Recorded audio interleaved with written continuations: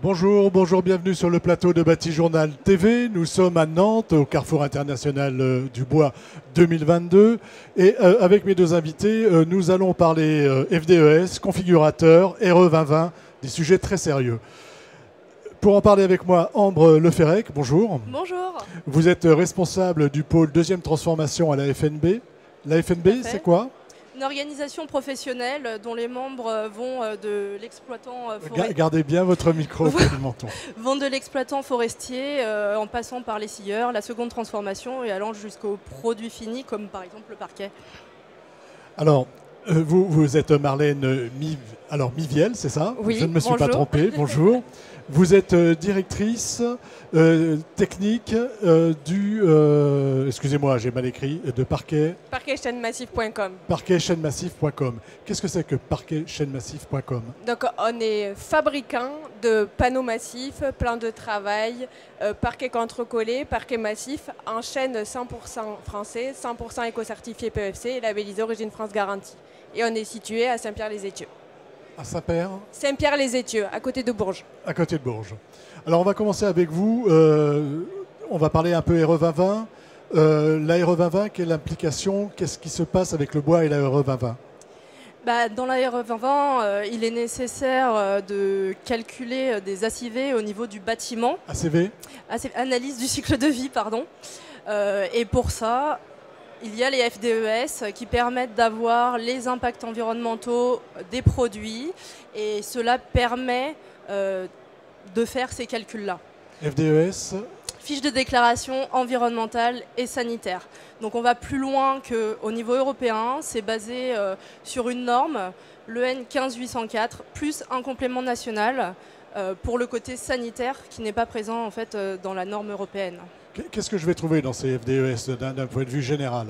Vous allez avoir différents indicateurs qui concernent tous les impacts environnementaux. Il y en a plus d'une trentaine, donc je ne vais pas vous les énumérer ici. Et cela est appliqué à un produit en particulier ou alors quand c'est une FDES collective, ça peut faire plusieurs produits différents dans des configurations différentes.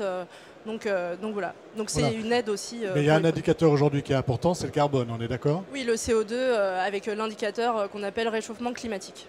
Indicateur réchauffement climatique. Les FDES, c'est soit les industriels, soit les organisations, on va dire, qui travaillent avec les industriels, qui s'en occupent au plan collectif. Et vous, c'est ce que vous avez fait? C'est ça. Les industriels, en fait, se sont saisis du projet, enfin, du sujet plutôt. Et nous, en tant que fédération qui travaillons pour les industriels, voilà, on a regardé comment développer le projet. Ils ont travaillé ensemble pour nous fournir les informations nécessaires pour mener à bien cela. Il y a un énorme travail derrière.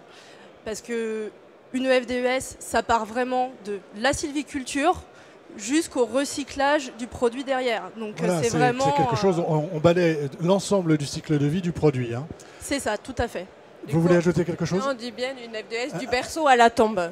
Du berceau à la tombe, d'accord. Et pour information, par exemple, il y a tout un tas d'ICV. ICV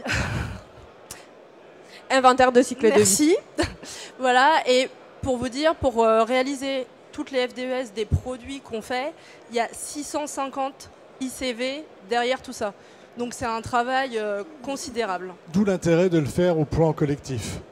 C'est ça, mais avec quand même un très très gros investissement des professionnels parce que l'échantillonnage est très strict et donc ces FDES sont vérifiés.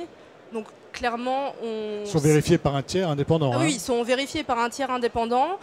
Sans cela, on ne pourrait pas être sur la base de données INIES qui regroupe toutes les FDES qui sont réalisées, qu'elles soient collectives ou spécifiques à un industriel.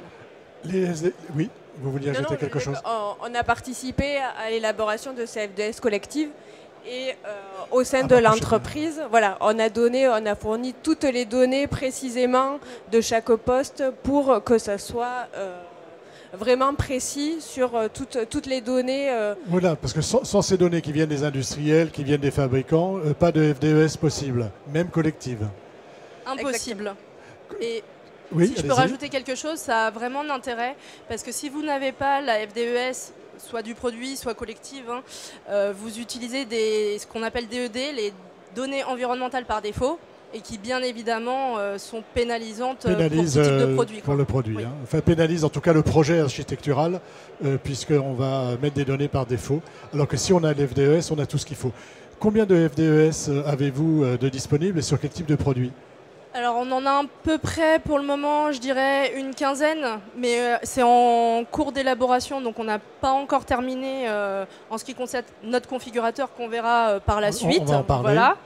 Voilà. Donc ça va par exemple du bardage en passant par de la charpente, des éléments d'huisserie. Donc voilà, on essaye à terme de couvrir tout type de produit. Tout type de produit voilà. nécessaire à la construction. Tout à fait. Sachant qu'il faut à chaque fois une EFDES pour un produit donné. C'est ça, c'est vraiment l'ACV bâtiment, il faut tous les composants du bâtiment pour pouvoir l'atteindre. Et ce que je n'ai pas indiqué aussi, c'est que dans la RE 2020, en particulier, il y a un calcul, enfin, le calcul est basé, et c'est un calcul dynamique, donc les impacts ne sont pas les mêmes au cours du temps en termes de relargage de carbone. Et donc, il y a aussi ce travail-là à faire derrière. Et on est en train de travailler dessus pour faciliter le travail des bureaux d'études. Du calcul de la CV dynamique qui favorise le matériau bois et les matériaux biosourcés. Donc, d'où l'intérêt aussi de travailler ces FDES. C'est ça. Donc, FDES collective, mais FDES collective dont les industriels comme vous peuvent s'emparer. Tout à fait. Quel est l'intérêt pour vous d'avoir un travail d'abord collectif? Du coup, cette action collective, c'est une action filière menée par la FNB, présente deux avantages majeurs. Pour l'entreprise, un gain en termes de coûts et un gain en termes de temps, grâce à l'accompagnement de la FNB et du cabinet STNA pour connaître l'impact carbone des produits en bois français. Voilà, ça c'était l'intérêt pour l'entreprise. Alors avec la FDES, il y a un configurateur. Alors, qu'est-ce que c'est qu'un configurateur et à quoi ça sert? Alors sur les configurateurs qui existent, alors ça peut être pour le bois ou pour d'autres matériaux. Hein. Il y a oui, c'est valable pour l'ensemble. Là, on parle de bois, mais vos confrères de l'acier, du béton travaillent sur les mêmes sujets. Voilà. Donc il y a différents configurateurs. Vous allez retrouver justement des FDES, donc collectives, alors que nous on appelle MER, c'est pas un terme officiel, mais c'est pour faire comprendre les choses, on va dire, par la suite, et que vous pouvez configurer. Donc ça veut dire que vous avez une configuration possible au niveau du chantier.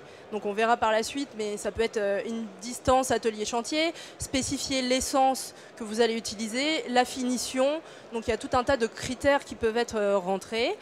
Et sur certains configurateurs, donc nous c'est en cours, c'est pas encore terminé, vous pouvez aussi avoir des FDES qu'on appelle individuels, donc spécifiques à l'entreprise. Donc ça veut dire que l'entreprise va par exemple indiquer ses propres données en électricité, en rendement. Enfin en gros on va plus loin et là c'est pareil, c'est un gain en termes de coût. Parce qu'une FDES, c'est généralement, on va dire, ça peut aller de 10 000 à 20 000 euros, voilà. Alors que quand c'est sur un configurateur, on va atteindre des coûts, allez, je sais pas, entre 1 000 et 3 000 maximum. Voilà, c'est-à-dire que vous avez le configurateur et vous mettez le configurateur à disposition des entreprises. Sachant que, je rappelle, une FDES par produit, c'est-à-dire que si vous avez 20 produits, à chaque fois, il vous faut une FDES. Oui. Combien de types de FDES alors avec le configurateur? Oui, environ pour le moment une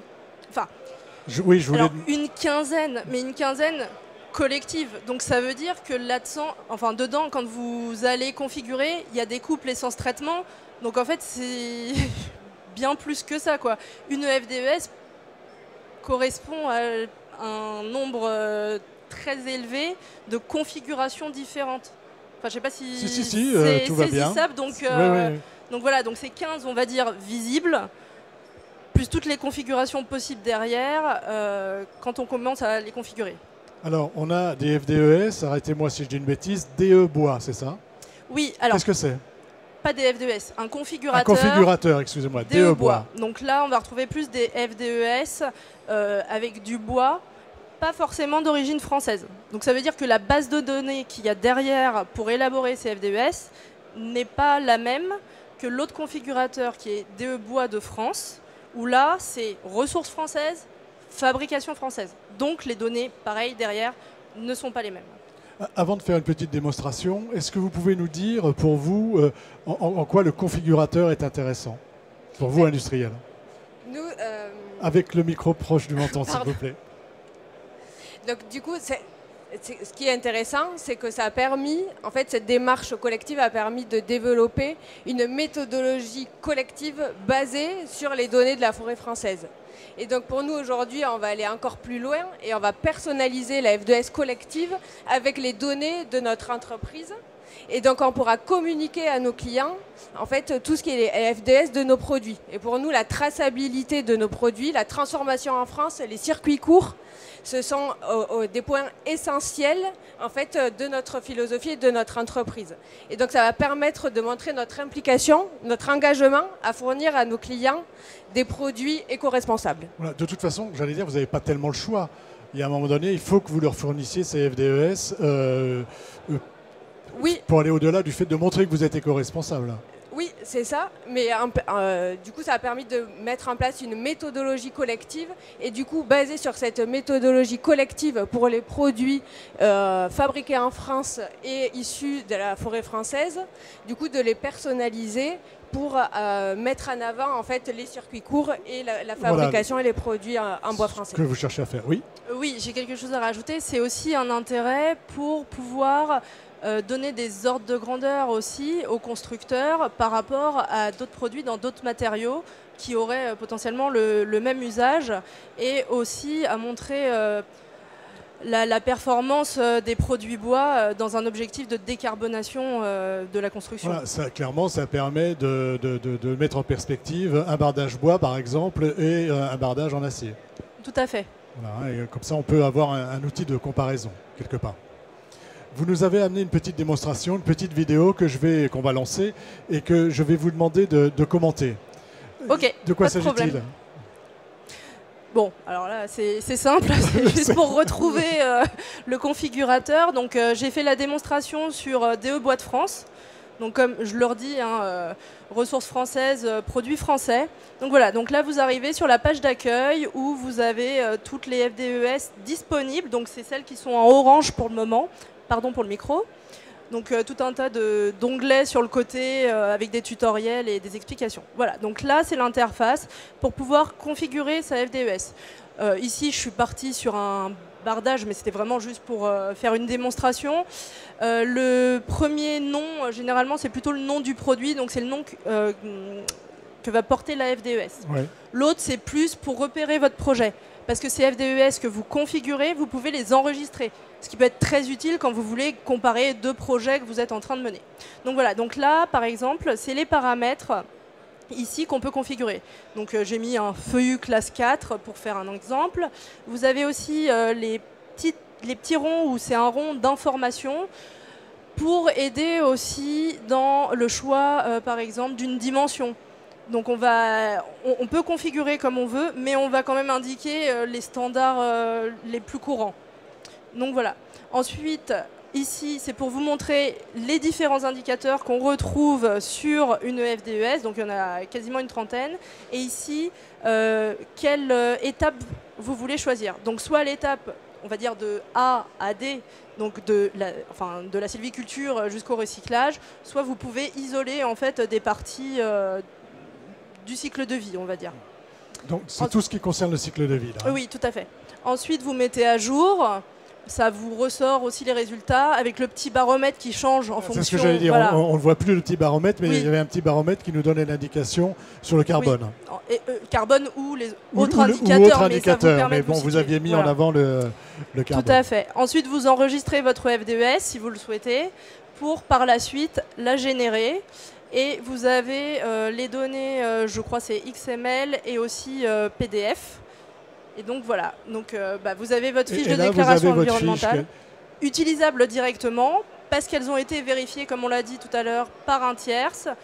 Donc voilà, celle-ci... Donc ça, c'est le travail qui est fait à partir des fiches de données environnementales collectives. Mais je peux aller cibler mon produit. Tout à fait. J'ai un bardage en bois en épicéa, classe X ou Y, dans telle dimension. et je vais avoir tous les éléments et j'aurai ma fiche de données. C'est ça. J'aurai ma Et fiche. vous aurez les paramètres qui peuvent être choisis sont les paramètres sensibles, donc qui ont un véritable impact sur le résultat. On n'a pas mis des paramètres qui vont vraiment faire changer de rien du tout le résultat. Donc voilà. Et ça, évidemment, on est aidé par le cabinet STANA. Donc voilà. Donc vous avez utilisé ce Tout à configurateur Tout à pour fait. configurer. Dites-nous combien de temps ça prend pour faire une fiche? Ah ben c'est très simple. Du coup, tout a été fait en amont. On a le projet mené par la FNB et avec l'ensemble des adhérents de la FNB et de parquetfrançais.org a permis du coup de faciliter cette personnalisation des FDS collectives, on va dire, pour un chantier. Donc il suffit, du coup, nous, on l'utilise pour nos parquets massifs. Du coup, on va choisir le type de parquet, l'épaisseur de parquet, par exemple du 14 ou du 22 mm, la largeur des lames et après la distance du chantier où nos parquets vont être mis en œuvre. Et comme ça, on va vraiment personnaliser la FDS collective à notre chantier. Voilà, parce que c'est ça l'intérêt. Hein. Si votre chantier est à 2000 km ou s'il est à 50 km, vous n'aurez pas la même FDES. Exactement. Donc du coup, pour nos poseurs partenaires, on va pouvoir leur fournir l'FDES du produit de notre parquet massif fabriqué en France. Vos poseurs partenaires, justement, est-ce qu'aujourd'hui ils sont demandeurs? Est-ce que systématiquement on vous les demande? Ou est-ce que, parce que là c'est le poseur, mais pour moi la FDES c'était plus le bureau d'études Oui. ou plus l'architecte? Plus l'architecte et le bureau d'études, mais aussi on travaille avec des architectes et on voit que de plus en plus, en fait, ils nous demandent d'avoir des données environnementales et notamment une FDES pour répondre aux besoins de leurs clients, de l'architecte. Et donc ça, c'est de plus en plus demandé. De plus en plus demandé. Et vous aussi, vous avez constaté ça, j'imagine, de votre côté? Oui, et même l'individualisation, on reçoit à présent beaucoup de demandes. Donc il s'avère, le travail a été nécessaire et fait et utile, surtout à la profession et à la construction de manière générale. Parce que c'est vraiment un projet de filière bois, mais qui sert à la construction dans sa globalité. Voilà, ça sert à tout le monde. Voilà. C'est un projet filière bois qui sert au secteur de la construction, puisque les architectes, les bureaux d'études, vos poseurs éventuellement, peuvent s'emparer de ces FDES. J'ai aussi un point à rajouter, c'est que le collectif s'est vraiment investi et là où c'est super, c'est que dans une organisation professionnelle, vous avez toute taille d'entreprise et donc ça sert aussi aux petits qui, eux, ne pourraient pas les faire d'eux-mêmes et ne pourraient pas aboutir et les fournir sur demande. Oui. Et ces FDES permettent aussi de montrer et de mettre en avant l'intérêt d'utiliser des produits en bois français, fabriqués en France, dans des projets de construction neuve ou comme de rénovation. Voilà, l'intérêt du circuit court. Exactement. Merci, merci d'être venu sur le plateau de Batijournal TV pour nous parler donc RE2020, FDES, configurateur de FDES. Et puis j'imagine que on peut venir vous voir pour demander comment ça marche.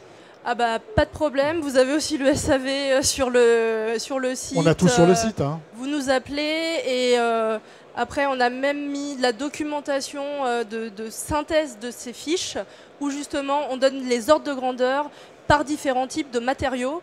Donc voilà, ça permet de se situer par rapport aux autres. On a absolument tout.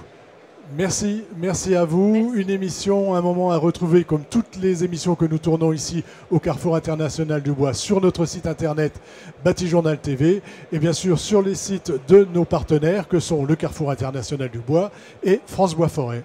Merci à vous. Merci. À vous.